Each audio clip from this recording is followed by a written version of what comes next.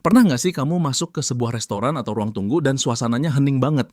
Padahal di situ banyak anak-anak, tapi nggak ada suara tawa, nggak ada suara lari-larian. Yang ada cuma deretan kepala yang menunduk, mata terpaku pada cahaya biru dari layar kecil di tangan mereka. Jujur, kadang pemandangan itu bikin aku merinding. Kayak, kemana perginya masa kecil mereka? Itu pemandangan yang sekarang jadi new normal, kan? Dan kamu benar, ada nuansa distopia di situ. Kita sering menyebutnya sebagai fenomena digital pacifier atau dot digital. Dulu kalau anak nangis, dikasih permen atau mainan fisik. Sekarang, sodokan tablet, buka YouTube, dan voila, hening seketika. Tapi pertanyaannya, harga apa yang harus kita bayar untuk keheningan itu?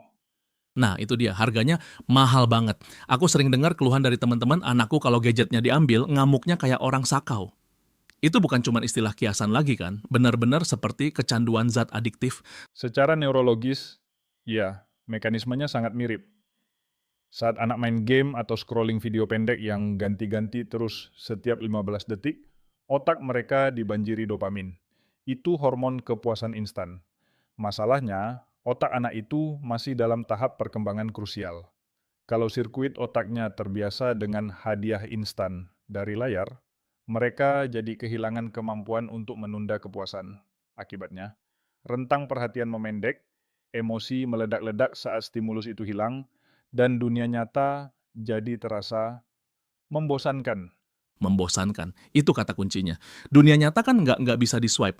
Kalau lagi main balok susun dan roboh, ya harus disusun ulang, nggak bisa diundo atau restart instan. Jadi, anak-anak ini kehilangan ketahanan mental. Tepat sekali, mereka kehilangan grit atau ketangguhan. Tapi sebelum kita menyalahkan anak-anak sepenuhnya, kita perlu melihat cermin dulu. Kenapa mereka bisa pegang gadget itu di awal? Seringkali karena kita, orang dewasa, yang butuh babysitter gratis agar kita bisa kerja atau istirahat, kan? Aduh, ini menohok banget sih. Rasanya banyak pendengar kita yang bakal merasa tersindir, termasuk aku.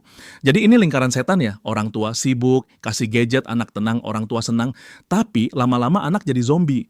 Terus solusinya gimana? Kalau sudah terlanjur kecanduan, apa kita langsung rampas aja gadgetnya, mulai hari ini puasa gadget? Begitu? Wah, kalau langsung cold turkey atau berhenti mendadak begitu tanpa persiapan, siap-siap saja terjadi perang dunia ketiga di rumah. Bayangkan kamu biasa minum kopi setiap pagi. Tiba-tiba kopinya dihilangkan total. Pusing kan? Anak juga begitu. Kuncinya bukan pelarangan total yang agresif, tapi detoksifikasi bertahap. Dan yang paling penting, replacement atau penggantian. Penggantian seperti apa? Karena jujur aja, susah loh bersaing sama iPad. iPad itu warnanya cerah, bunyinya seru. Mainan kayu atau buku gambar rasanya kalah telak. Memang nggak bisa apple to apple kalau soal stimulasi instan. Tapi ingat, kebutuhan dasar anak itu bukan hiburan, tapi koneksi. Anak kecanduan gadget seringkali karena mereka kesepian secara emosional, meskipun orang tuanya ada di sebelah mereka. Jadi, penggantinya adalah interaksi fisik yang nyata. Ajak main tanah, main air, lari-larian. Aktivitas fisik itu menghasilkan endorfin dan serotonin yang lebih sehat dan tahan lama dibanding dopamin murahan dari gadget. Jadi kita harus turun gunung ya, nggak bisa cuma nyuruh main sana, tapi kitanya main HP di sofa. Nah, ini poin paling krusial. Anak itu peniru ulung. Ada konsep di psikologi namanya mirror neurons. Otak mereka didesain untuk meniru apa yang mereka lihat, bukan apa yang mereka dengar. Kalau kita teriak, matikan HP-mu, sambil kita sendiri sibuk scrolling media sosial, pesan itu nggak akan masuk. Itu munafik di mata anak. Wah, ini tamparan keras kedua. Jadi langkah pertama mengatasi kecanduan anak adalah mengatasi kecanduan orang tuanya dulu. 100%.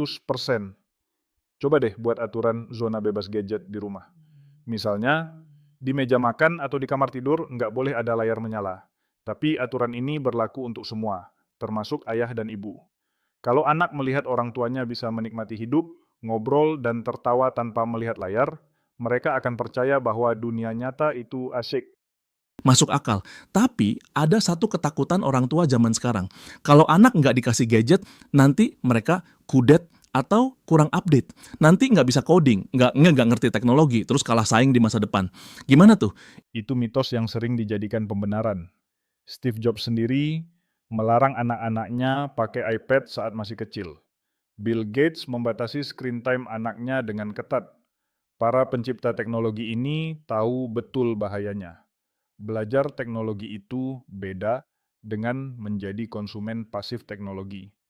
Anak yang nonton YouTube 5 jam sehari itu bukan sedang belajar jadi programmer, mereka sedang dilatih jadi konsumen data. Wow, bukan belajar jadi programmer, tapi dilatih jadi konsumen. Itu perspektif yang mengubah cara pandang banget. Jadi kita harus bedakan antara penggunaan gadget sebagai alat dan sebagai hiburan pasif ya. Betul. Kalau mereka pakai gadget untuk bikin animasi stop motion atau belajar bahasa asing secara interaktif, itu bagus. Itu active use. Yang merusak otak adalah passive consumption. Cuma duduk diam, mulut terbuka, mata berkedip jarang, menelan konten sampah tanpa henti. Oke, sebelum kita lanjut ke strategi praktis lainnya, aku mau ingatkan teman-teman yang lagi dengar. Kalau kalian merasa obrolan ini gue banget, atau kalian punya pengalaman perang sama anak gara-gara HP, coba dong tekan tombol like dan subscribe sekarang. Jangan lupa share episode ini ke grup WhatsApp, keluarga, atau teman-teman sesama orang tua yang lagi pusing ngurusin screen time anak. Komen juga di bawah, apa taktik kalian yang paling ampuh buat misahin anak dari layar? Ya, berbagi pengalaman itu penting banget. Kita butuh desa untuk membesarkan anak di era digital ini.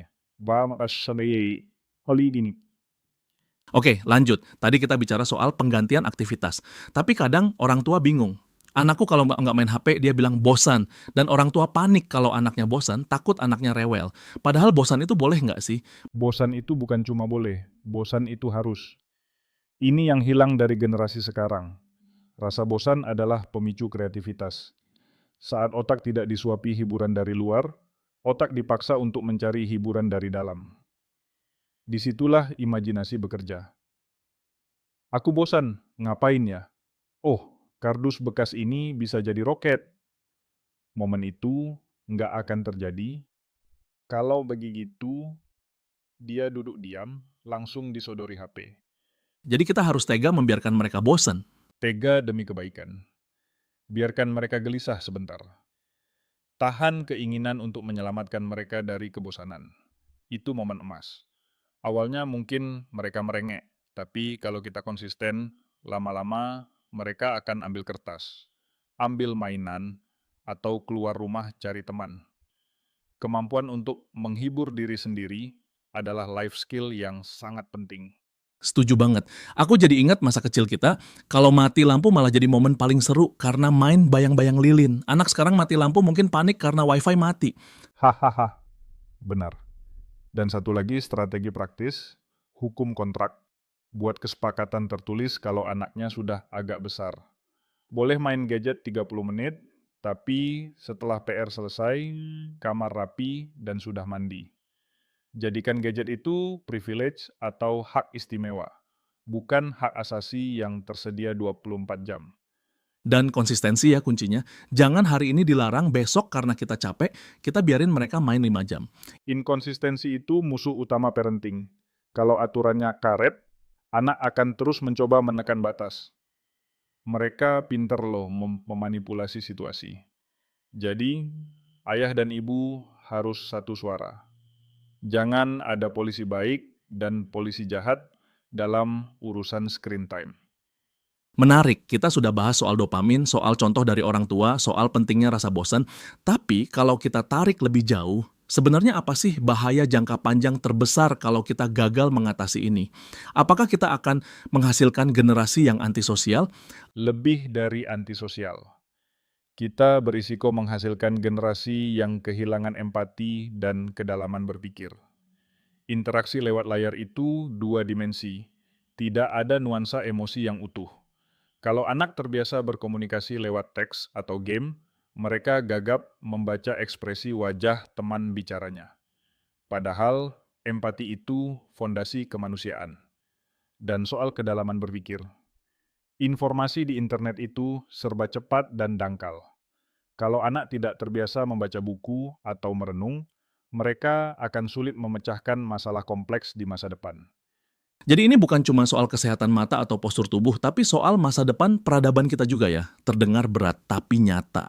Sangat nyata, gadget itu alat yang luar biasa, jangan salah. Tapi dia adalah tuan yang jahat kalau kita biarkan dia mengontrol hidup kita. Kita harus pastikan anak-anak kita yang memegang kendali atas alat itu, bukan sebaliknya. Luar biasa, obrolan hari ini benar-benar membuka mata. Dari digital pacifier sampai pentingnya rasa bosan. Rasanya PR kita sebagai orang tua masih banyak banget ya. Parenting itu perjalanan maraton, bukan lari sprint.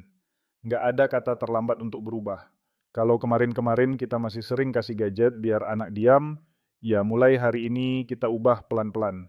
Bangun koneksi, hadir secara utuh buat anak. Itu obat kecanduan yang paling ampuh. Hadir secara utuh. Itu kalimat penutup yang indah banget. Kadang yang anak butuhkan bukan aplikasi terbaru, tapi tatapan mata dan telinga orang tuanya yang benar-benar mendengar. Betul. Matikan layarmu, nyalakan hidupmu bersama mereka. Terima kasih banyak buat wawasannya hari ini. Ini daging semua isinya. Dan buat teman-teman pendengar, sekali lagi jangan lupa untuk like, share, dan subscribe kalau kalian merasa konten ini bermanfaat. Tinggalkan komentar di bawah, topik apa lagi yang harus kita bahas soal parenting di era digital. Sampai jumpa di episode berikutnya. Jangan lupa, dunia nyata jauh lebih indah daripada resolusi 4K. Betul banget. Sampai jumpa.